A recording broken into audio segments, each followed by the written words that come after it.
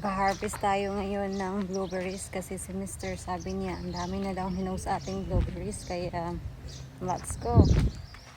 Nandito nga pala si Steve para tulungan si Jen sa bahay.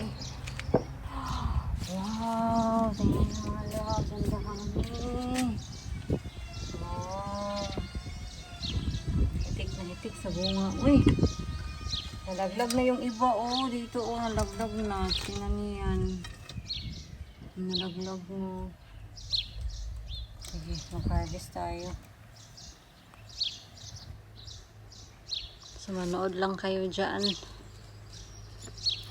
Kung boring, kayo nang bahala. Kayo nang mag-next vlog na lang kayo. Kung nabuburingan kayo sa mga ganito.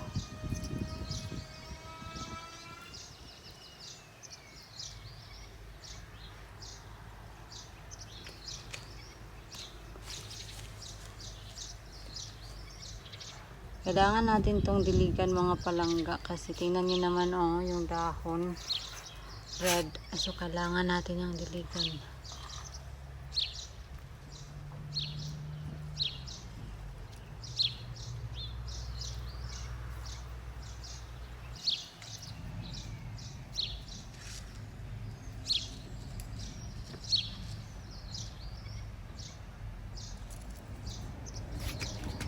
Lalagay natin to sa yogurt natin. Organic na organic ba?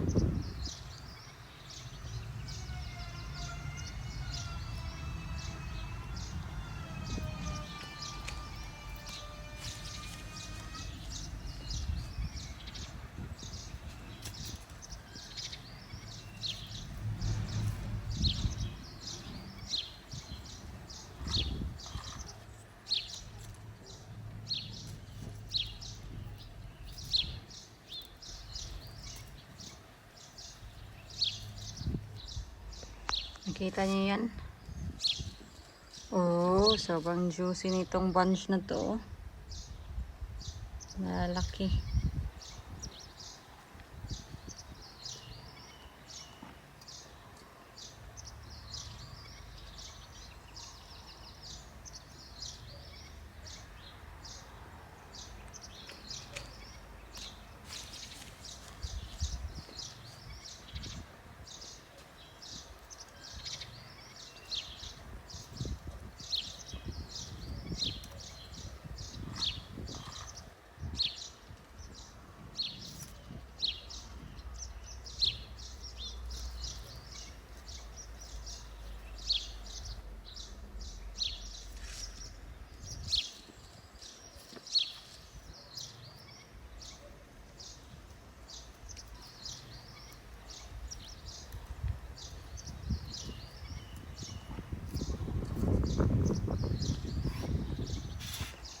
Napakadaming bunga dito oh. Ditong side na to, feeling ko malalaki yung bunga nila. What do you think? Ay, nahulog yung isa.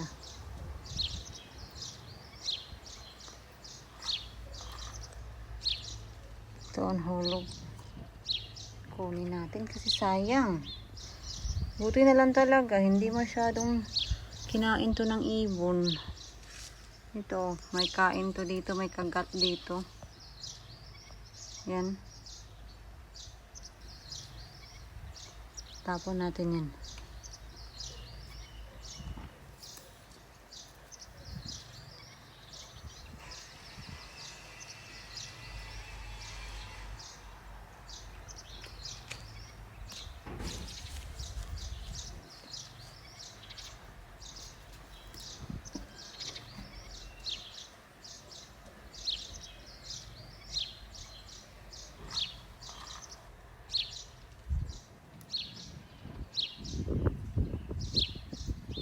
Natutuwa ako sa bunch na to kasi ang daming bunga ha, at daming hinog.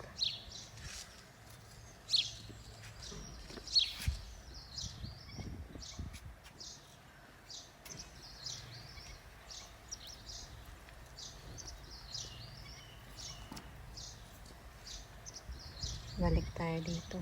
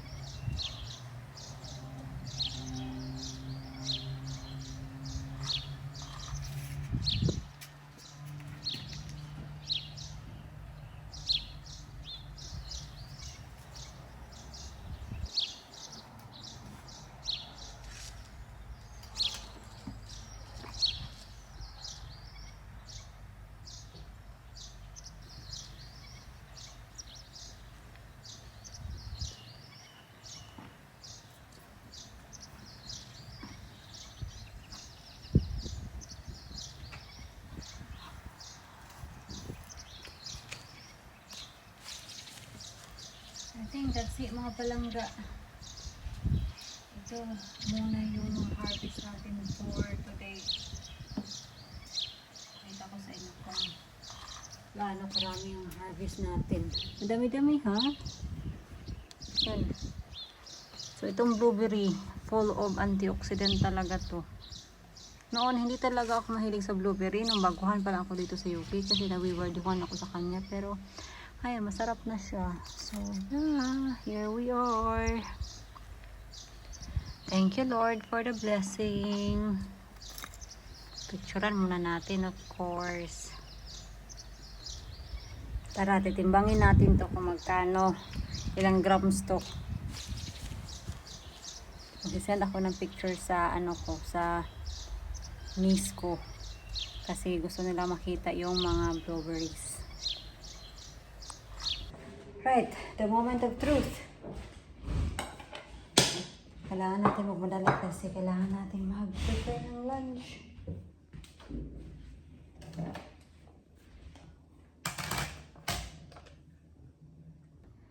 So ang timbang dito 347, so is zero natin. Yan, zero na.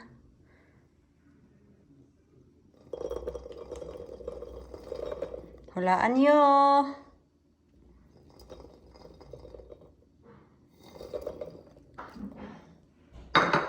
Wala, meron din tayong 200 grams something.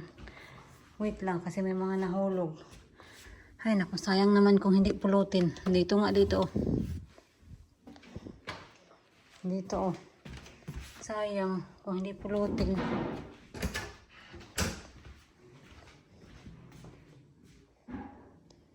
Sayang hindi mo umabot sa 300 grams. Pero yeah, not bad for our first harvest. Yan, thank you. Thank you, Lord. 295 grams lahat. Ito mga hinarvest ko pala na blueberries from yesterday. Yan, ito. Nakainan ko na siya last night, pero ako lang kasi yung kumakain ito mga loves. Ako yung mahilig sa blueberries, si John hindi masyadong mahilig sa blueberries. Kumakain siya, pero hindi talaga masyadong mahilig. So, para hindi siya masayang, ilalagay ko siya sa freezer. And then, ngayong birthday ko, gagawa ako ng blueberry cheesecake. Yes, kasi matagal-tagal na rin ako hindi nakakain ng blueberry cheesecake.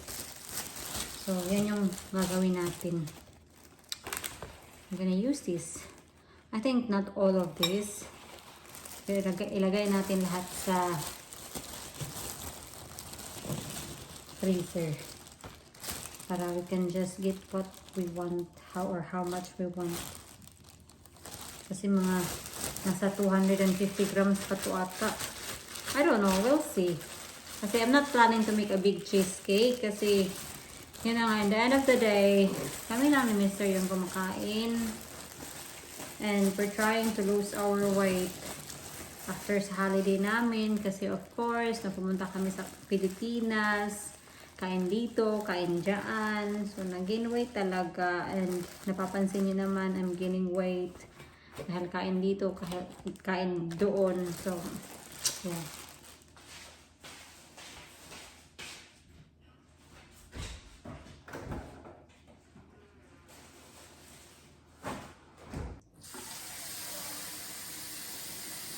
Kailangan natin diligan ang ating lemongrass at yung mga orchids natin kasi grabe, ang ganda ng weather ng UK ha. Kahit na ano na dito, August na, mainit na mainit pa din talaga.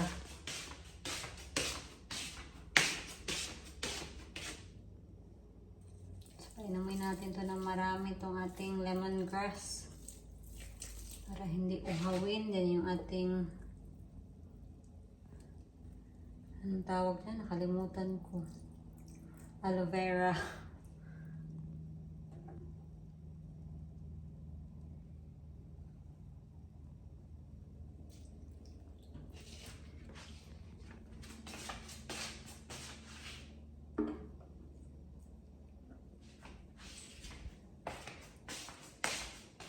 Nagsasaing na ako ng rice kasi yung hapunan namin is Chinese takeaway kasi nag-takeaway ako kahapon.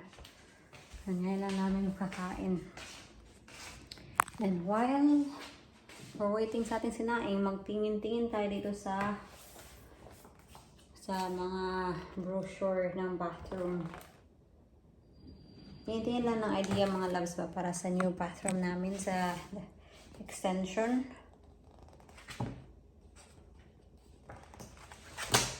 Oh, sinasabi ko kayo dyan na gusto ko kasi na yung bagong bedroom is para siyang hotel feels like ba. Yun yung gusto ko ma-achieve sa bedroom namin. Yun yung gusto ko.